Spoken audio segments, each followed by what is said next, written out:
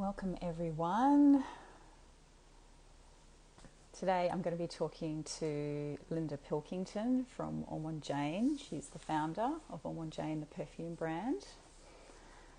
And it looks like they're here. So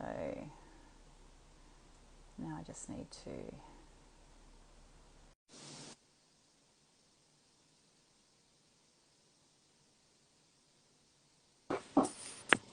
Hello.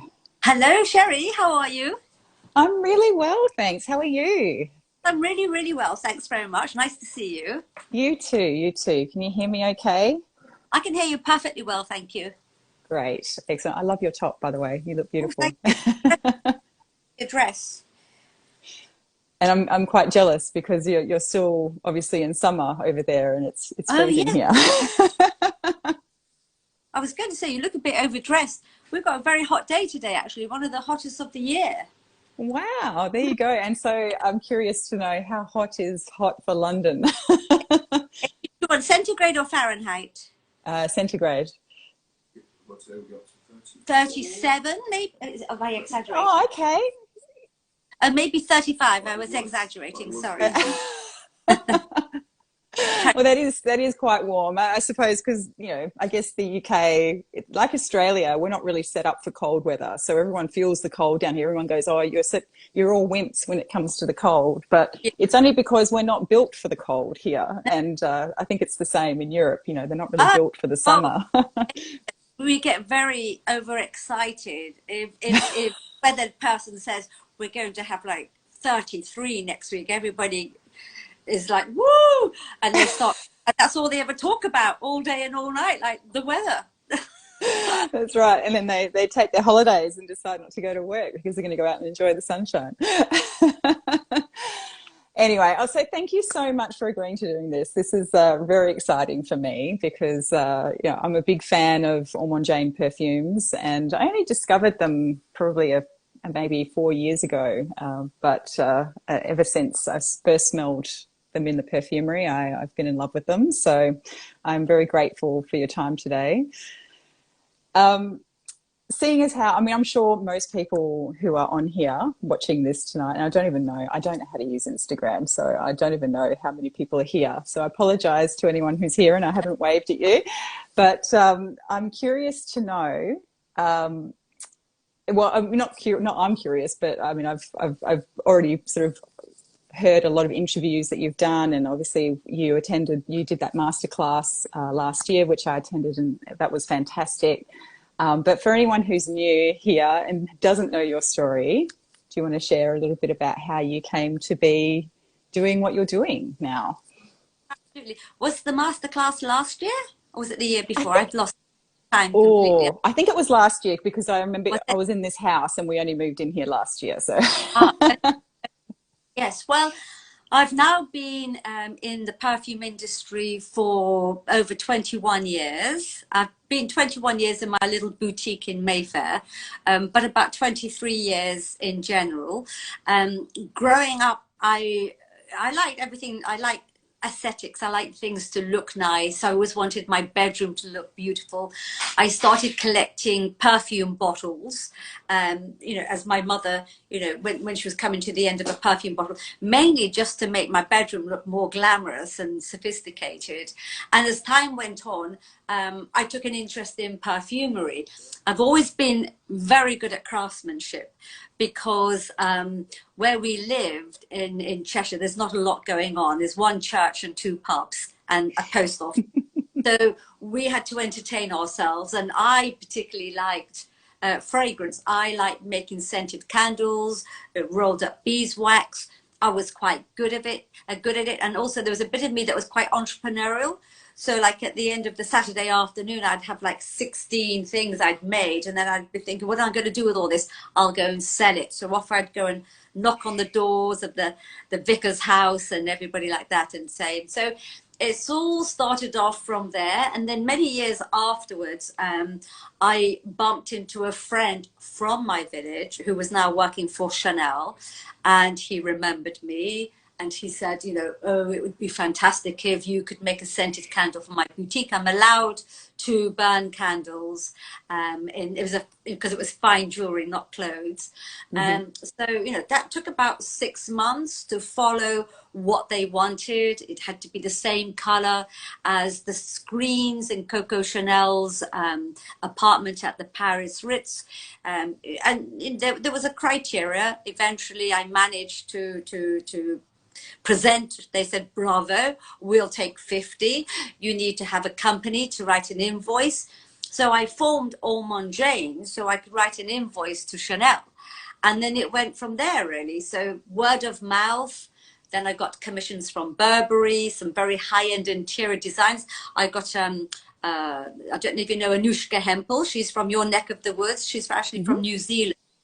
Hmm. So I was surrounded by very, very demanding companies and people who expected something of, you know, great quality. And so you had to really step up and keep everybody happy. And that's how it all started. I then formed my own style, again, purely through happenstance, through conversation. It's not something you can, you know, brainstorm, you know, Hmm. but through a conversation with a woman, you know, she was saying she liked tuberose. I said, you know, we can do something better than tuberose. You can buy tuberose perfumes. So during that conversation, I realized that maybe if I could find flowers, woods, resins, made from ingredients that were not that common in the industry, then I would have a very good point of difference. Also, because I love traveling and because I'd traveled far and wide, it gave me that great opportunity to collate all my knowledge from all around the world and set off again, you know, in looking for all these wonderful ingredients. So we got champaka from India, taif from Arabia, tolu, sweet resins from Peru. Now, all these oils existed, but nobody was using them as the main ingredient. Hemlock. Nobody had a Hmm. perfume made from hemlock, which is our signature Ormond woman, Ormond man. So it was it was very advantageous because it allowed me to travel, look for these unusual ingredients, and then, you know, bring them back, create these perfumes. And, you know, people were very curious to know, you know, what does this smell like? What does that smell like? I then got a big studio, and we've moved studios now 5 times, and we're just moving to I hope, our final studio. Enormous, like half the size of a football pitch. So I've come a long way since working from my kitchen table and running to the post office on my bicycle, or you know, trying to get everything delivered. But I've got a great team, and I think there is now maybe 40 people working with us. And everybody's fantastic. Everybody knows what they're doing. Everybody's very passionate, and everybody gets involved. And we're like a big family, actually. So it's wonderful. And so that's more or less the story. So, I mean, I just love the fact that you basically founded Ormond Jane, I guess by serendipity because Yeah. you had that invite. But you'd made candles before that. I mean, you'd made candles as a child, right? That wasn't a So, new thing. so I used to get, my birthdays and Christmas, I always either got a big craft kit or a book. So it'd be like the Cosmopolitan Book of Beauty. And then there would be recipes inside, like how to make a hair pack, how to make a face pack, that sort of thing. I loved it, actually. And or I'd get these big boxes, and inside would be a little kit of, like, a little bag of small wax wicks and little oils and instructions. We used to, at the crafts shop in Manchester, they used to sell big sheets of beeswax.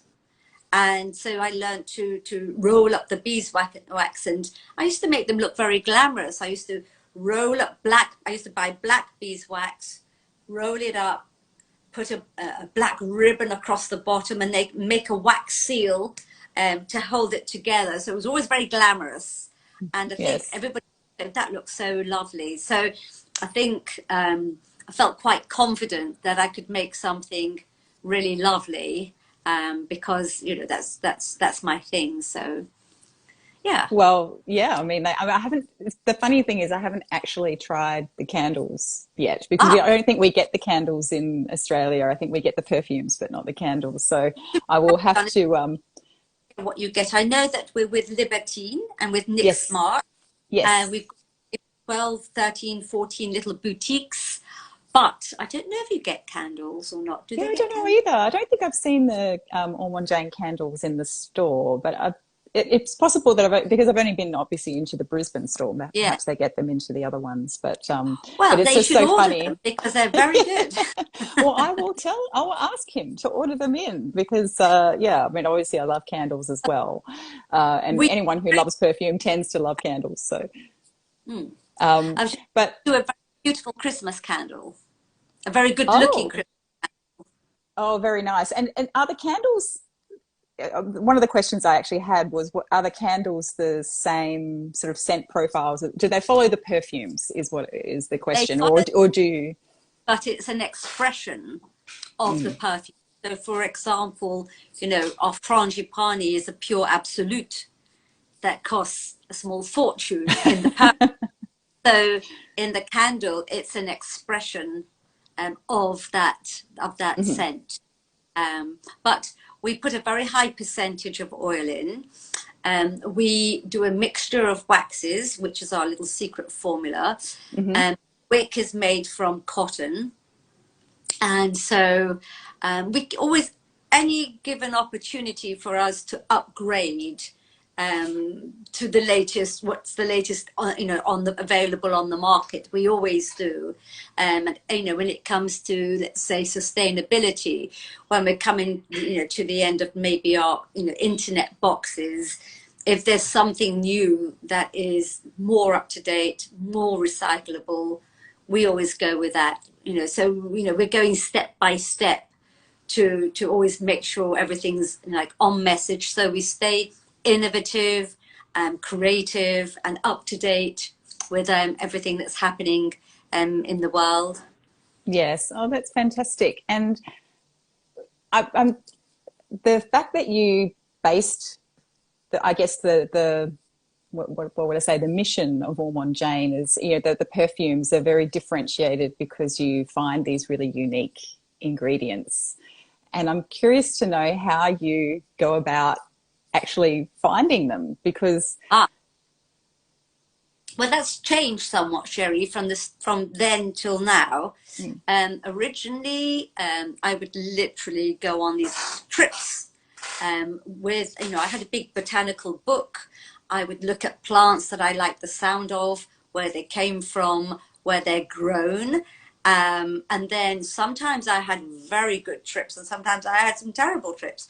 So, so I go to Morocco pursuing a particular flower that I still want to pursue, only to find that nobody extracts it into oil in the whole world. But mm, you have to learn as you go along.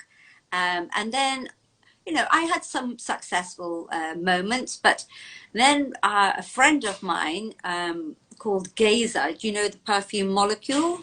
mhm, So Gazer was using my studio to make molecule at our studio. He just lived mhm, round the corner. And Gazer said to me, Linda, if you contact some of the houses in France and ask for their specialty oils, you may find what you're looking for. He said, but the only thing is, of course, they're more expensive and they're not in great quantities. Well, I just thought, well, I don't need huge quantities. It's not like I'm Estee Lauder.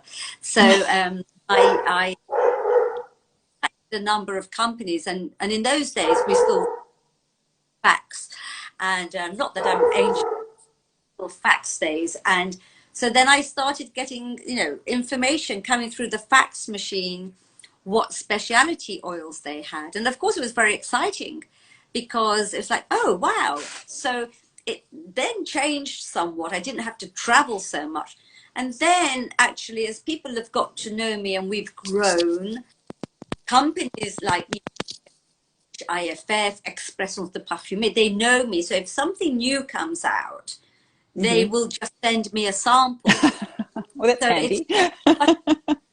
like to travel because our whole philosophy is based on the signature perfumes are based on ingredients not widely used in the perfume industry. Then we have the four corners of the earth, which is Montebaco, Key, Nawabavu, Tsarina, and that's based on, you know, like literally the world. It's not necessarily four corners. It's just basically, you know, perfumes from different parts of the world. Again, going back to travel. Then we have the latest Route de la Soie, the Silk Road, which again, all the flowers, trees, resins coming out of China, right across the stands, you know, Iraq, Iran, the Levant, and the eastern side of the Mediterranean into Europe. So again, it all ties back to the art of travel and the romance of travel and exploration of traveling. And at the same time, it's all about the creativity of London, because, you know, here we can do what we want, when we want, how we want. So to have that creative freedom, you know, gives a good edge here. So, you know, you could think, well, this sounds a little bit risky, but I can do it anyway because we can, and it's wonderful. So that's the whole foundation of Ormond Jane, actually, the creativity of London and the art of travel and the inspiration from travel. Yes, well, it must have been hard for you over the last couple of years to not be able to do that as much. But Well, do you know, it's quite interesting because I have been to a number of the countries on Route de la Soie on the Silk Road, but not actually done the Silk Road route as a one, as a trip.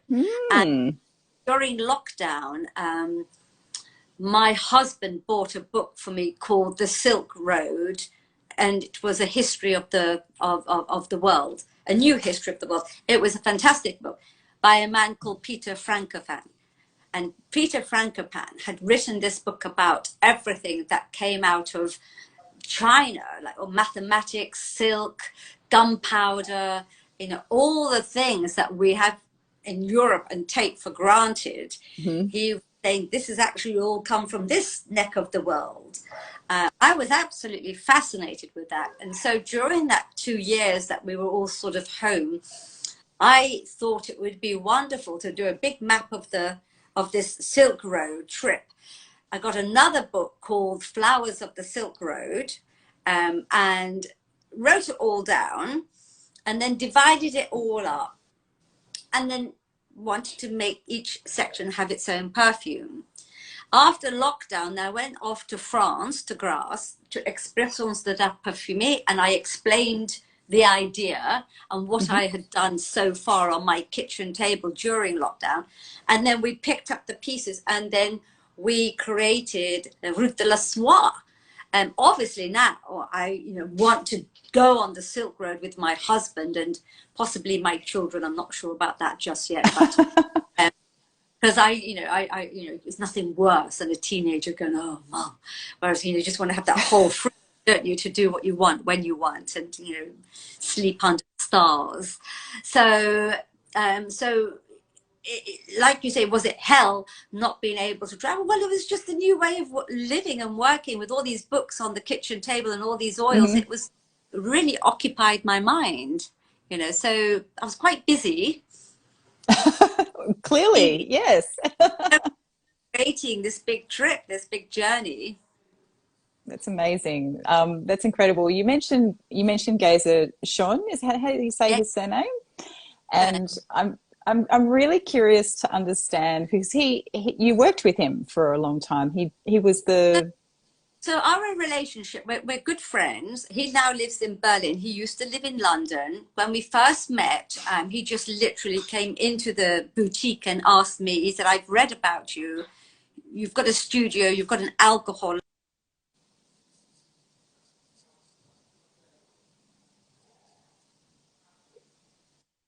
A drum of alcohol off you because I want to make a perfume." I said, yeah, yeah, come round. This is my address. As it happened, he only lived 5 minutes away from my studio and laboratory. So he was like, this is really good. Could I make my perfume here? So I said, absolutely, no problem. You're welcome. So it was great for me because he was a trained perfumer already of 14, 15 years and had been working for Harman Reimer, which is a big German company. And I was like somebody who was like learning as I go along from kits and going on courses and, you know, going on weekend perfume courses. And so he didn't really understand or know much about bottles or where you get this from, where you get that from. And so it was a good partnership, really. And then when I gave him my idea about using ingredients not widely used in the perfume industry, you know, of course, he was saying, like, you know, you're asking for trouble there. But ultimately, he said, if that's what you want to do, because my original perfumes that I had in my boutique came from a book called Pouches. And Pouches is have formulations in the back. So it's things like spring jasmine, cedarwood. So it's just regular things. When I said I want to change from winter white flowers and spring jasmine to something, you know, more exotic, he said, yeah, yeah, he could help me with that. So, you know, I would tell him how I want it to be. He would put it together, and then we would take it to France. Because actually, you know, there's rules and regulations and laws, etc. So they used to, at some point, I mean, with the Isfahan, we did make actually 1 liter at home one evening, Gazer and I, and then, you know, I poured it into the alcohol, let it mature, filtered it, took it to the boutique. But you can't do that anymore. That's totally illegal. So now the process is very different. So, for example, now if I want to make a perfume, so I've got a perfume now in my mind and I know how I want it to smell. So I also have to make sure that I'm not going to be thinking about ingredients that are going to be disallowed in a year or two. So you've got to take all consideration. And then I write down what I think it's going to be like, what it's going to smell like, and what particular oils I have smelt recently that I want to work with. That gets put into a formulation and sent to me. Then I adjust it and it gets sent back, and then it go backwards and forwards, and then it gets sent to maybe to IFF or Expressions, and then they decide if it will work. Then they will issue all the paperwork, the safety data sheets, and you know, that you would put onto a portal which allows you to import and export. And then it goes from there. Or they may say you've got to make a slight adjustment because in a year's time or 2 years' time, you won't be able to use this much of that. So you have to make an adjustment. And this is what we recommend. So it's more involved with more people these days. But it's just how it is, you know. There's nothing wrong with it. And, you know, that everything's for a good reason. So what's the lead time then? If you have an idea of you want to make a perfume, so you've got something in your head now, what's the lead time to actually getting all the approvals in place to actually get the green light to go ahead and start making it? Once I've decided I like the perfume, because that, you know, I've got perfumes that are still on the shelf and never made it. Yet because I don't think they're good enough. Once I'm convinced this is how I want it to smell, this is wonderful, then I would say probably when we press the button, maybe it will take them maybe 2 months, 10 weeks, 12 weeks to get all the paperwork, get bills delivered, etc., etc. But getting to that point can take a long time. Oh, of course. It depends, you know, what. It depends. Also, it depends how very clear I am in my mind. What I want to achieve. I get a lot of feedback from clients that come into the boutique, you know, when they say to me, you know, have you got a very spicy patchouli? Have you got a very, you know, soft musk? Have you got this? Have you got that? And I make a note in my mind, this is what my clients particularly want and everything. So, you know, I try to always obviously accommodate because these are people that have been coming into my boutique for like 21 years. And so they like the style of the perfumery. They like Hormone Jane. So, you know, they'll say, well, I've been wearing Taif, I've been wearing this, I've been wearing that. I would love to have something like this or like that. So, you know, I take that on board and I listen to what they have to say. But that could take a while though. But anyway, it doesn't matter. That's part of the job. That's amazing. So, can I talk to you about imagery a bit? Because you are so hands-on with your perfumes. And when we smell the perfumes, they're obviously a finished product. They've passed the test and they're on the shelf and they're being sold. So when I smell perfume, or when anyone smells perfume, different people get different things from different perfumes, and they have different images that come up. You know, sometimes it's a color, they get a sense of a color. Sometimes they get an emotion. Sometimes they get a scent memory from their childhood or something. And other times you get an image that is completely just fictional, that just pops into your head in terms of Yeah. how a perfume, you know, whatever it's conjuring up. And, you know, in particular with Ormond Woman, for me, I tend to get more emotional sort of sensations from it. It gives me, it's a confidence booster. It's a very powerful perfume. It's productivity and whereas, and maybe some earthy tones of colours and things like that. Whereas Sarina, for example, which I don't have a full bottle of, but I have a travel size of, that one to me, and it could be the name too, because as a child, I mean, my parents are European immigrants. They came to Australia during the war. And, you know, as a child, I was very obsessed with any stories relating to Eastern Europe. So I tended to, you know, always anything to do with Russia or anything like that, I was just totally obsessed with it. So when I smell that perfume, I get sort of like an image of a soldier, you know, in their in their dress up finery, not their war finery, but, you know, with the leather and the colors, and in an opulent Russian palace with, you know, Fabergé eggs dotted around the place and lots of color. And that's sort of the imagery I got when I smelled that perfume and wore it. But I'm curious to know do you have, you obviously have an idea in your head about the perfume that you want to create, but do you have, and is it an image, or is it just how you think you want something to smell? Well, you know, it evolves all the time. Let's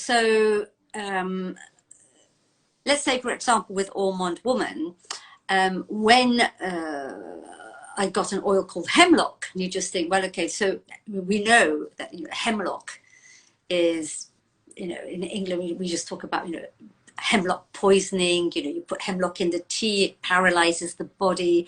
It's a favorite poison for women to use on men because of, you know, they haven't got the strength to kill them. So, you know, a nice little poisoned cup of tea will do the job nicely. So I think that, for example, with the hemlock, you know, I was like very excited about that because it just seemed very dangerous and very mysterious and quite dark.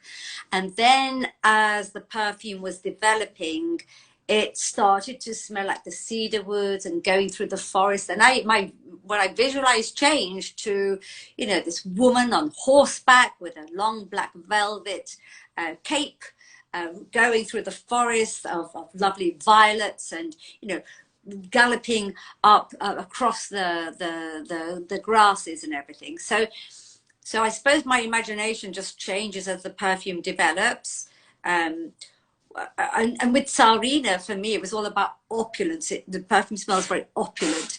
And that's mainly also because, like, a lot of the Russian ladies that we meet in London or come into the boutique in London were always very, very well dressed. You never saw, let's say, young ladies or any ladies at all from the that neck of the woods, the East Block, like, you know, going in that area.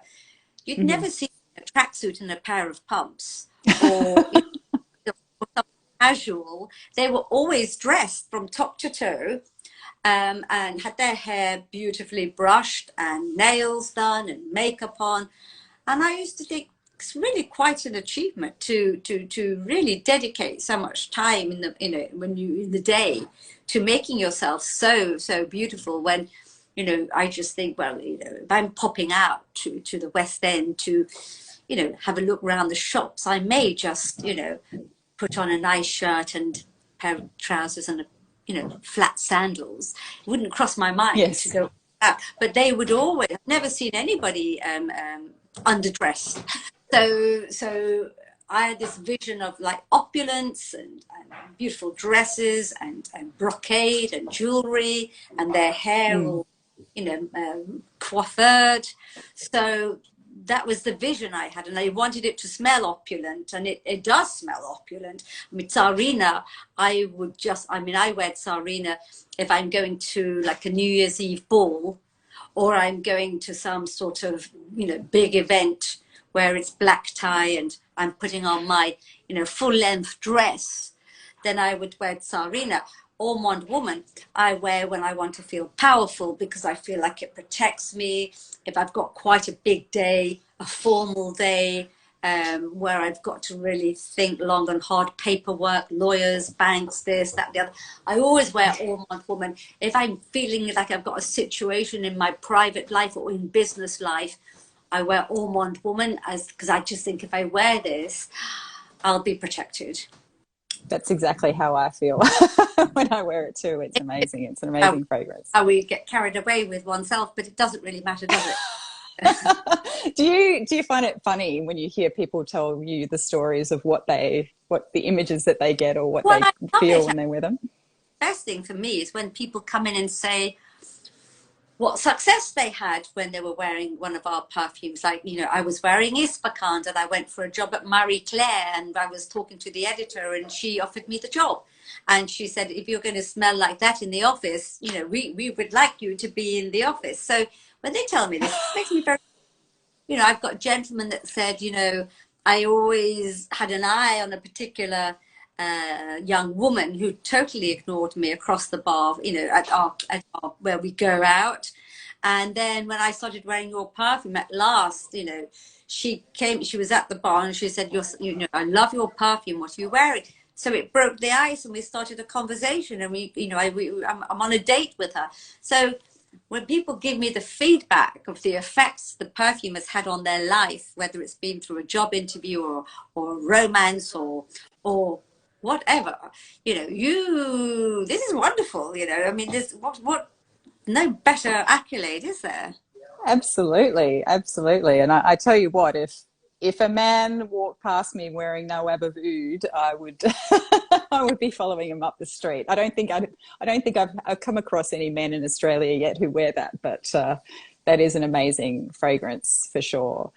And speaking of oud, actually, I recall, and I think this goes back to the unique ingredients, but I find it interesting. I remember seeing an interview that you did a while ago, several years ago. I think that was on YouTube, and you talked about the fact that you were the first one to use oud in a high-end perfume, and I think you had mentioned that you actually, when you first smelled oud, that you didn't like the smell of it at all. And so I was curious to, like, what caused you to sort of keep pushing at it to see if you could make it into something that smelled nice to you? Well, I made the whole thing into a big deal myself, because I'd smelt this raw ingredient, which I just thought, gosh, that's really stinks. And I think, what the hell is that?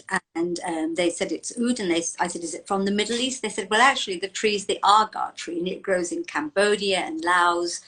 So I thought, whoa, this is perfect. I can feel myself. I'm going about to take another little trip. And I actually went off with my husband, and we organized to go and see an agar forest in Laos. So we flew into Bangkok, flew on one of these little tiny aeroplanes that, very flimsy, touched down in this area, which I have no idea how to pronounce it. It's got about 16 letters, and it sounds something like Fitstan Lock something. And we, bumped along the road, and we drove for another hour in the back of a van, open top van, and we met this gentleman who showed us around an agar forest by invitation. And then after we'd seen the trees, we stayed the night there, which was very adventurous, went back to Bangkok, and then we went to a town called Nana in the middle of Bangkok, where they extract through steam distillation. So we were getting quite involved in this process and meeting the people. Then, of course, you had all the oud traders along the road, with their doors locked, and all the Middle Eastern men in their limousines and their jalabias, all the Middle Eastern Arabic men. So behind the counter, you had people from Thailand, and in front, you had people trading and, you know, taking this oud back to, you know, Dubai, Saudi Arabia, you know, that neck of the woods, and nothing went to waste. Every single part of that was used. So they had these big cauldrons where you have like the steam distillation. The first drops are the most expensive, as you can imagine. At the end of it, they take out all the dry wood chips and they sell those in bags as well for people to burn in their house. And they sent their jalabias over the smoke. And then at the very bottom of the cauldron, where you've got all the resin left over, they scoop that up and they make little pyramids of like, what's it called? Incense, little incense. So the whole lot is used. Nothing goes to waste. So for me, this was like, this is an amazing product. At that point, there was only sold as an attar. It wasn't put into perfume. And of course, for me, it was, well, we need to put this into a perfume where everybody wants to wear it, where it's not overpoweringly strong. And whether you're from France, Italy, Australia, Middle East, it's a perfume for everyone. So that was our little challenge. And I decided to then split up Ormonde into Ormonde Woman, Ormonde Man, and put this oud into Ormonde Man, the tiniest, tiniest amount, because you know, I wanted everybody to wear it. And everybody was quite curious to know, what is this oud? What is it? Got a lot of publicity, and we couldn't make it fast enough. In those days, by the way, that's when we could still make it in our studio and take it to the boutique, which we can't do now. But in those days, you could still do that. So I was working very, very hard to keep up with demand. And then people started to ask, what is it? What is it? Da, da, da, da, da, da. And now, of course, it's a confirmed category. And some, you know, and people love it. And actually now people in Europe actually like that very strong aromatic smell to different degrees. I mean, I like the levels we have in Nawab Oud. So we have some perfumes where we add 2% pure Cambodian oud. For me personally, I find it too strong for me to wear. But yes. I do have clients that say, I like this perfume from you. Can you please put 2% Cambodian oud into it? That's what they want. So that's what we do. It's for them. You know what I mean? It's not up to me to say no. So we make them on the spot. That's amazing that you do that. So you have a custom perfume service, so it's not really, do you? Let's, for example, somebody likes Ormonde or Taif. If they want to add 2% pure or 1.5% pure Cambodian oud, we can do that. We just go. We just go downstairs in the boutique and mix the perfume from a canister with the diluted Cambodian oud. Mix it together, filter it, put it into a bottle, crimp it, put an overcap, put it in a box, and take it upstairs. And then we may say to them, like, sort of let it mature a little bit for about a week or so. But with Cambodian oud, you don't really need it to mature that much, because the perfume's already matured. You know, let's say it's everything. So, and the Cambodian oud is like, you know, it's an instant hit anyway. So I love that you do that. I don't think I've ever heard of, I mean, I've heard of people doing custom made perfumes, but yeah, that's the counter. We want people to come in and sit down. We want to have a consultation, talk about the perfumes. You know, sometimes, you know, we have a big sort of book knowing what's the maximum we can pour at legally. So some people say, I love this, you know, this particular perfume. What's the maximum strength I can have it? And then if we say, oh, that you can have at 42%, they'll say, oh, can you make it at 42% for me? So we go downstairs and make it for them. Fantastic. I'm conscious of, I can't remember if this allows us to go to 45 minutes or an hour, but if we get cut off, I will. I don't know how it works. It's just like magic. I know. I'm not so sure either. So I did have a couple of questions from people who had sent some questions in that they wanted answered. So I'll spend a couple of minutes covering those if that's okay.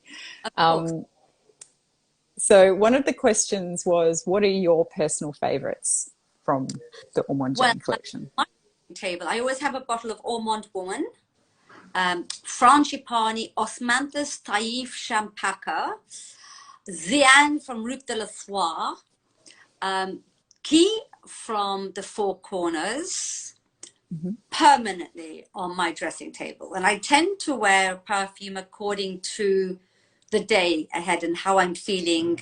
Yes. And that's how I, you know, and so those are definitely always there. But of course, I love Tolu, but I might just wear Tolu in the autumn. So I've got certain times of the year when I wear certain perfumes, but definitely I would say my top 4 or 5, I would say Ormond Woman, Frangipani, Champaka, Taif, Tolu. So all, actually I like them all. It's so mean to say. You sound like a I true don't wear draghead. food because it doesn't suit me actually. Yeah. So yeah. Fair enough. And the intense versions of your fragrances, are they the same scent profile but just with more of, the rose or something like that added, or are they different? You just make it stronger. So instead of putting say 70% alcohol in, we might put in 60 or 55% alcohol. But we have to know do that legally, and if we can, then we do. Yes. Okay. Fair enough. There's a question here. I think someone's a little bit heartbroken that Tiare and Vanille d'Iri have been discontinued. So, we were given a list about 2 years ago of some of our perfumes that had too much raw ingredients in it that was going to be disallowed. So they said you've either got to reformulate or you have to, you can't sell it legally. So we will reintroduce them because like Tiare I love, Vanille d'Iris I love too. But if they're not as good as I hoped when we, have to got the boundaries, then what I will do is I will make another perfume with that expression. So let's say the Tiare, which is like this lovely Tahitian gardenia oil, and there's this other little oil, and I can't even remember what it was called now. What's it called? It's like a little floral mix, ready-made floral mix, which is makes the Tiare spectacular. So what I would do then in time was I would revisit and say, how much Tiare can I have? How much floral mix can I have?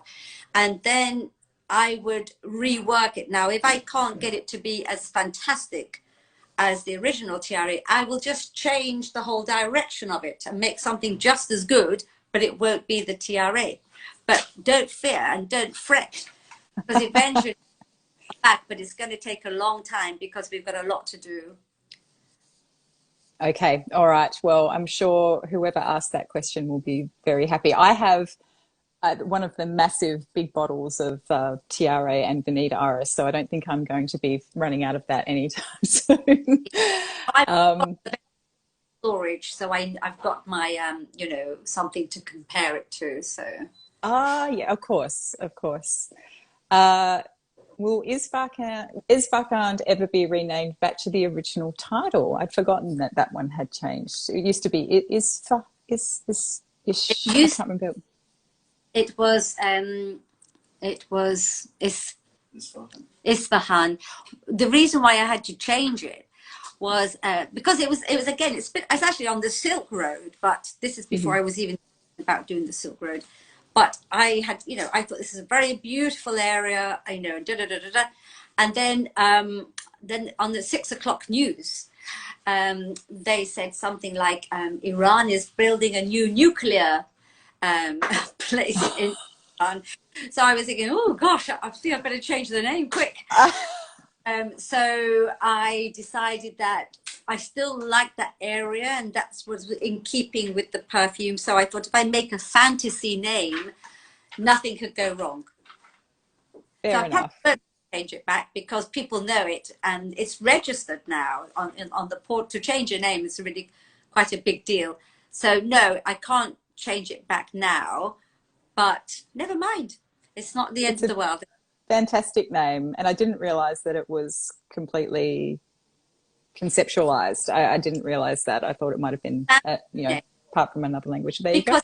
Because Isfahan is not far from Samarkand. Mm-hmm. And I love this whole area of the world. It's beautiful, beautiful, beautiful. So I sort of amalgamated Samarkand and Isfahan and made Isfakand. So I took the end bit of Samarkand and the start of Isfa and put them together. It's a great way to make a trademark. Terrific. I had my personal question to you was, have you still got all of the perfume bottles that you collected as a child? I've got most of them. Unfortunately, very sadly, we had a robbery. Oh And no. the gangster who came took a very big box of my perfume bottles.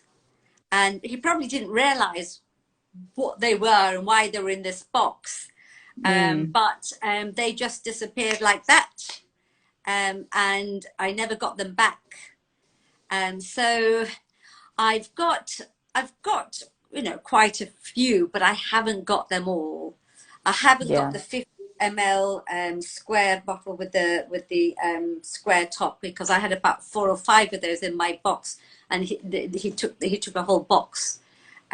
So sadly, but he did go to jail, because they did find him, and he did go to jail. But obviously, my little perfume bottles were nowhere to be found. Forever lost. Oh, I'm so sorry to hear that. So one last question to close out. Because you are such an avid traveler, where if you could just, you know, turn around tomorrow and have, you know, to go anywhere or do anything and live somewhere else for the rest of your life, where would you live? Oh, live somewhere else? Well, I Mm. thought you were going to say if you could go anywhere. So I wasn't. Well, that too. Or Um, what's on the wish list for Linda? and if I could, I would. I mean, I would like to just to keep traveling would be lovely. I would do if I was going to go on a long trip, and as a traveler, I would probably do the Silk Road and go through all Hmm. those kind of spend time there, like spend like maybe a month in each place, or at least a couple of weeks, and go right the way through and back into Europe. If I had to live anywhere in the whole world, um, gosh, well, that's a very difficult question, because I like lakes. I love swimming in cold lakes, but I also love swimming in the sea. So it'd have to be a fantasy country where there's lakes and sea, fabulous food, and loads of flowers. So we're going to have a fantasy world. It's Of going to course, the be, flowers. Yes. the country's called Jane, and that would be where I'd live in the world of Jane. Well, Jane sounds like a lovely place to live. Yeah, we all live it. Thank you. Thank No, you so it's my pleasure. much for your time. And yeah, it's been an absolute delight to speak to you and to learn a little bit more about Ormond Jane and your vision. So thank you so much. And thank you for the perfume, because that's what brings us the joy at the end of the day. So we really appreciate it. Thank you for inviting me, and thank you for everybody who is listening. And then hopefully we'll all meet one day. Anybody gets to London, they must pop into the boutique. And at some point, I'm quite convinced we will be heading to your neck of the woods. Oh, actually, that was a question that I had written down today. I think I actually had it in bold here somewhere saying, is there any chance of an Ormond Jane boutique in Australia anytime soon? That would be quite hard to manage, especially with that time difference. But a trip to Australia to say hello to everybody, to all the boutiques, would, you know, definitely be on the cards. Terrific. Well, I'll definitely keep my eyes and ears open for that one. Thank you. Take care, Sherry. Have a Have a great nice day. Bye-bye. Bye now.